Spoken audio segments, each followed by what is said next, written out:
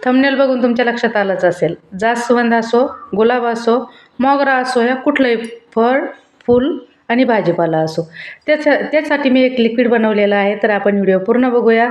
नमस्कार, स्वागत आहे माझ्या चॅनलवर. तर मी एक 8 दिवसापूर्वी कांद्याच्या टलपरापासून एक लिक्विड बनवून मी झाडांना टाकलं होतं. कारण मला गुलाबाला, खास करून मला गुलाबाला टाकायचं होतं ते, पण उरलं म्हणून मी पूर्ण झाडांना आणि भाजीपाल्याला टाकून घेतलेलं आहे. तर कुठलं आहे खत ते बघूया आपण. तर तुम्ही एक 8 दिवसापूर्वी माझ्या चॅनलवर एक व्हिडिओ आहे. मी त्यात कांद्याचे टलपरं होते माझ्याकडे. एक 5 दिवस मी ते कांद्याचे टलपरं पाण्यात भिजू घातले होते. 5 दिवसानंतर पाणी गाळून घेतलं आणि ते एक डब्बा लिक्विड घेऊन 2 डब्बे पाणी टाकलं. म्हणजे कुठलंही माप असू द्या, ग्लास म्हणा किंवा काही बी, एक मग्गा, असं काही पण एक माप करायचं आणि एक मग्गा आपण लिक्विड घेतलं की 2 मग्गे त्यात पाणी टाकायचं.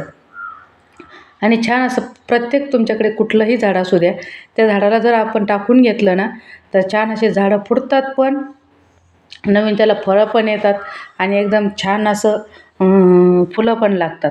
तर कुठलंही असू द्या तुम्ही, तांदळाचं पाणी असू द्या, कुठलंही ऑर्गॅनिक जे लिक्विड असतं ना, ते तुम्ही करू शकता. तांदळाचं पाणी असू द्या, ताक आणि राख असू द्या, मिक्स करून. मी आता ते परत घातलं, मी पण म्हटलं काय सारखं सारखं तुम्हाला दाखवायचं ना.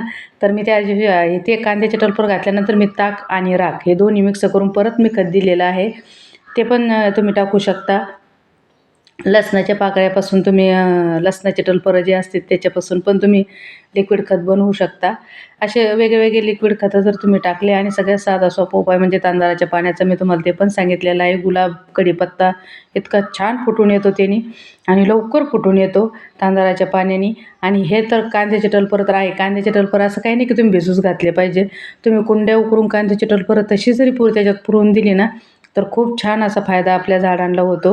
ज्यांना वेळ असेल त्यांनी हे कुटाणे करत बसायचं, लिक्विड करायचं आणि 5 दिवस भिजवायचं. आपण लवकर लागू होतं. जे आपण पाण्यातून जे लिक्विडमधून देतो ना, ते लवकर लागू होतं. आणि कांद्याचे टलपर कसे आपण तसेच पुरले की मग ते सडणार. मग आपण वरून पाणी टाकल्यानंतर त्याचा निचरा होऊन मग ते झाडाच्या मुळापर्यंत जाणार. लिक्विडचं तसं नसतं. लिक्विड आपण टाकल्याबरोबर लिक्विड लगेच लागू होतं झाडांना. तर नक्की करून बघा. आणि एक 8 दिवसापूर्वीचा व्हिडिओ आहे माझ्या चॅनलवर, नक्की बघा तुम्ही. मी कशाप्रकारे ते टाकले होते, लिक्विड खत बनवलेलं होतं. मग तुम्ही भाजीपाला असो किंवा कुठलाही असू द्या. मी तर काय, आता आपण दोडके लावलेत ना, दोडक्याला पण, फ्लावर, कोबीला पण, सगळ्या सगळ्या सगळ्या भाजीपाल्यांना मी ते टाकून घेत आहे. अतिशय छान असा उपाय आहे. एकदम साधा सोपा, कुठलाही खर्चिक नाही.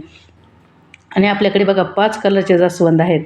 लाल आहे, पांढरा आहे, पिवळा आहे, गुलाबी आहे, आणि हा लाल, पांढरा, पिवळा, गुलाबी आणि हा गर्द गुलाबी, असे 5 कलरचे जास्वंद आहेत.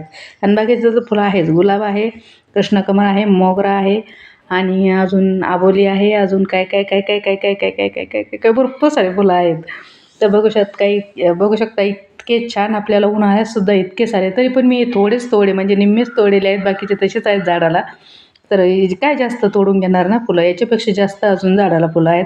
तर तुम्ही बघू शकता इतके सारे फुलं आपल्या झाडाला उन्हाळ्यात सुद्धा येतात.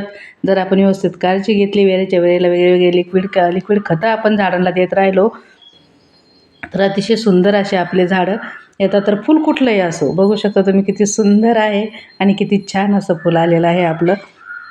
एकदम साधा सोपा उपाय आहे. कुठूनही काही आणायचं नाही, घरच्या घरी आहे. आपण जर तुम्ही कांदे जर रोज तुम्हाला जर एक खटी कांदे नसेल, तर तुम्ही ते कांद्याचे टलपर साचून ठेवू शकता एका कशात पण. आणि नंतर बरेच असे झाल्यानंतर पण तुम्ही ते लिक्विड खत बनवू शकता. जर तुमच्याकडे 2-3 कुंड्या असेल तर एकदम सोपं. एका बरणीत ते भिजू घालायचे आणि 5 दिवस थांबायचे आणि टाकून द्यायचे. तर कसा वाटला व्हिडिओ नक्कीच सांगा. चला भेटू परत.